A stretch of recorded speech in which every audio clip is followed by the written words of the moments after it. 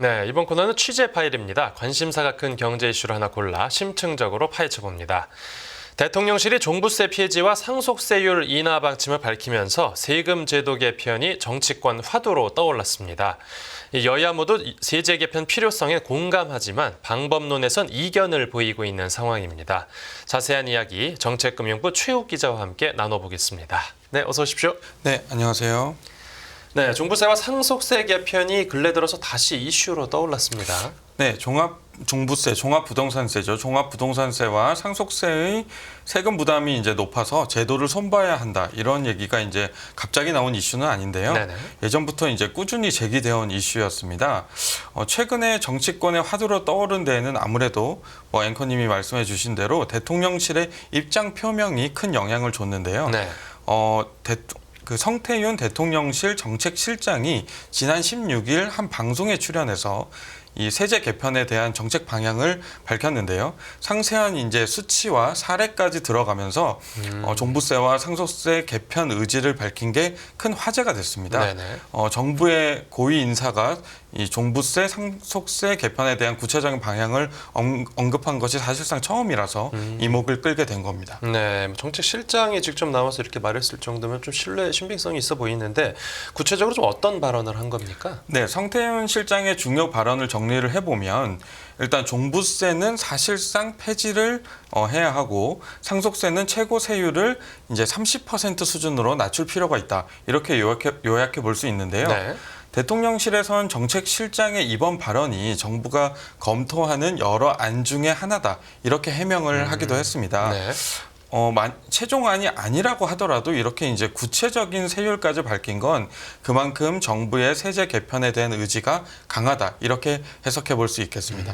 그래도 만약 정책을 이렇게 갑자기 딱 하고 내놓으면 좀 이게 충격을 받을 수도 있으니까 정부 쪽에서는 이제 우리가 세금 뭐 좀 대폭 손볼 거야라고 이제 어느 정도 예고한 것 아닌가 하는 생각도 듭니다. 네, 저도 의도된 발언이라고 보는데요. 네. 언론이나 시장에서는 이미 정부가 종부세, 상속세 개편에 아주 강한 드라이브를 걸기 위해서 이런 발언을 했다라고 보고 있는데요. 예. 사실상 종부세 폐지는 윤석열 대통령의 대선 공약이기도 했고요. 상속세 완화 필요성에 대해서도 대선 후보 시절부터 꾸준히 제기를 해왔습니다. 즉 종부세, 상속세 개편은 윤석열 정부의 색깔과 아주 맞는 정책이다. 이렇게 볼 수 있겠고요. 예. 지난해 발표했던 정부의 세법 개정안에는 종부세, 상속세 그 개편에 대한 내용들이 빠져 있었거든요. 당시에는 아무래도 이제 여소야대 국면을 고려해서 한 템포 쉬어간 것 아니냐 이런 해석이 나오기도 했습니다. 그런데 이번 총선에서도 결국 국회가 여소야대로 꾸려졌는데 이 상황이 작년과 달라진 게 있습니까? 네, 일단 시점으로 보면 보통 이제 7월 말에 정부가 세법 개정안을 발표하게 됩니다. 작년과 달리 이제 올해에는 세법 개정안에 이제 종부세와 이제 상속세 개편 내용이 이제 들어갈 것이다. 이런 예상이 예전부터 있어 와서 이제 지금 이게 이슈가 되는 것 같고요. 예. 그리고 또 한 가지 이제 짚고 넘어가야 할 부분은 종부세의 경우에는 이제 야당인 더불어민주당으로부터 논의가 촉발이 됐다는 점입니다. 예. 민주당 박찬대 원내대표가 1주택자 종부세 폐지를 언급을 했고요. 같은 당 고민정 의원도 종부세 재설계를 주장하기도 했습니다. 네. 그래서 관가에서는 야당이 먼저 이렇게 얘기를 꺼내자 대통령실이 정책의 주도권을 다시 가져오기 위해서 세제 개편을 공식화했다. 이렇게 얘기하고 있습니다. 그러니까 야당 쪽에서 먼저 이 종부세 완화 얘기를 꺼낸 게 계기가 됐군요. 그런데 야당 쪽에서 먼저 이렇게 감세 얘기가 나왔다라는 게 조금 의아합니다. 네, 박찬대 원내대표를 비롯해서 이제 일부 의원들이 종부세 완화에 어느 정도 공감대를 가지고 있는 것으로 보이고요. 네. 현재 야당의 이제 공식 입장은 종부세 개편에 대해서는 반대입니다. 그리고 상속세 개편은 이제 부자 감세라는 이유로 더욱 반대 기류가 강한 편이고요. 예. 하지만 이제 종부세의 경우에 야당도 무조건 반대만 할 수만 없는 상황인데요. 앞으로 이제 선거에서 수도권 표심을 얻으려면 실거주용 1주택에 한해서는 종부세를 폐지하거나 완화하거나 이런 실용적인 관점에서 접근이 필요하다. 이런 인식이 당내에서도 있기 때문입니다. 네, 지금 야당 측 기조와는 배치되지만 이 표심을 생각 안 할 수가 없었다 이런 거군요. 그럼 반대로 여당 쪽에서는 이제 정부가 세제 개편을 공식화한 데 대해서 좀 어떤 반응입니까? 네, 여당인 국민의힘도 종부세와 상속세 개편이라는 이 방향성 자체에는 공감을 하는 분위기인데요. 네. 22대 정기국회에서 관련 입법안을 내기 위해 지금 준비 중인 상황이기도 합니다.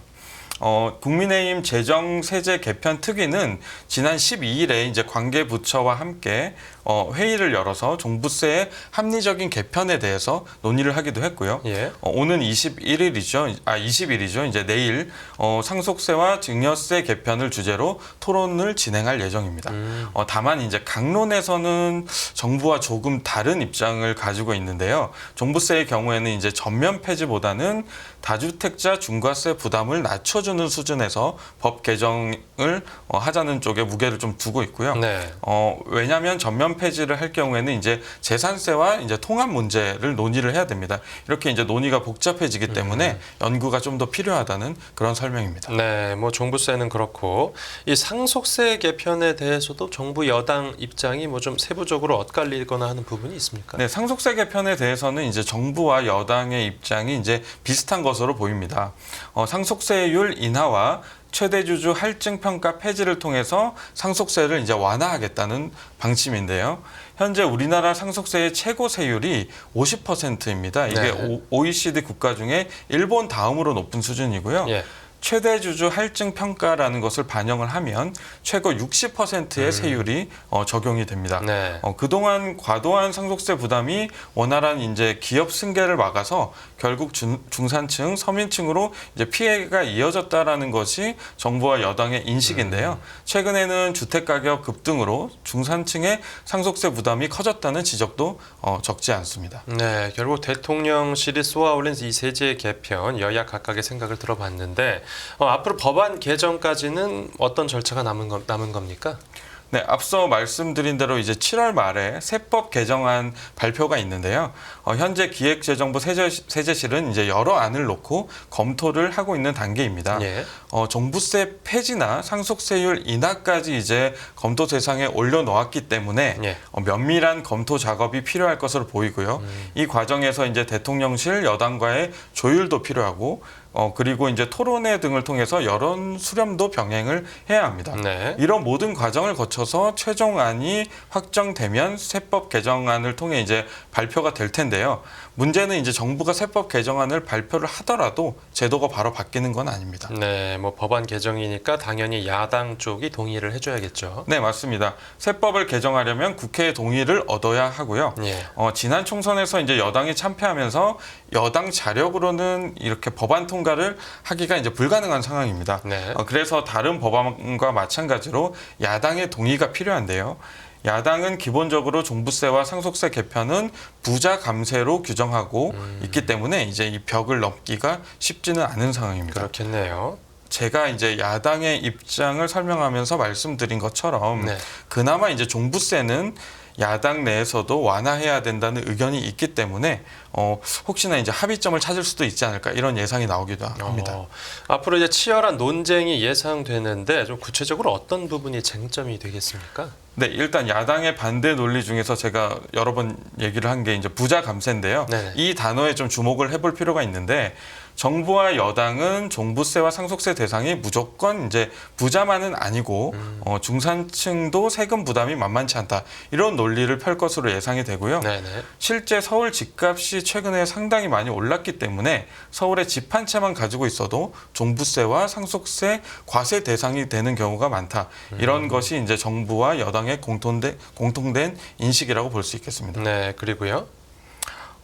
그리고 부자 말고 이제 감세란 말에 또 초점을 맞춰서 보면 세수 실적 얘기가 안 나올 수가 없는데요. 네. 지난해 이미 이제 56조 원의 역대급 세수 펑크 때문에 정부가 비판을 많이 받았는데요. 그랬었죠. 올해도 최소 이제 10조 원 이상의 세수 펑크가 불가피한 상황입니다. 올해도요? 예, 작년 기업들의 이제 실적 부진으로 인해서 법인세가 이제 덜 들어오기 때문인데요. 네. 2년 연속 대규모 세수 결손이 예상되는 이런 상황인데 세금을 또 깎아주냐 이런 비판에 직면을 할 수가 있고요. 네.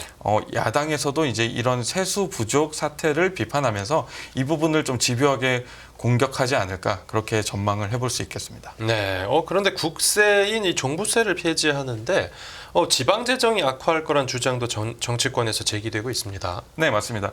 종부세가 이제 전면 폐지되면 지방 재정에도 상당한 문제가 생길 수 있는데요. 네.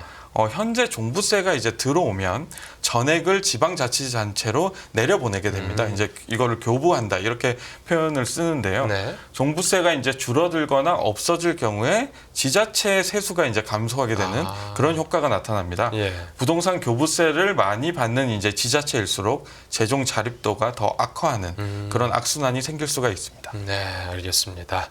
네, 오늘 취재 파일은 여기서 마무리하겠습니다. 잘 들었습니다. 네, 감사합니다.